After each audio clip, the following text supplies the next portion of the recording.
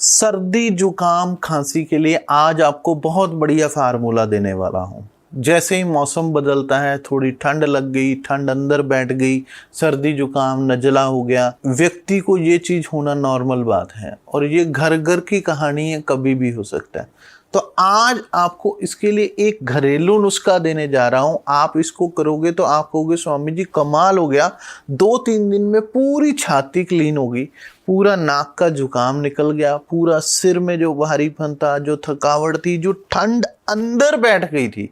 वो ठंड निकल जाएगी। तो क्या करना है,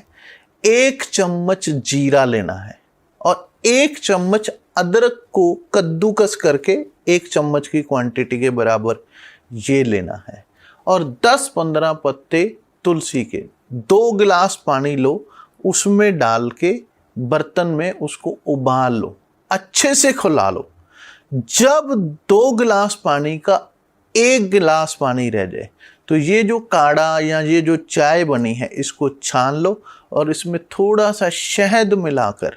इसको आराम आराम से घूंट भर भर के पिएं।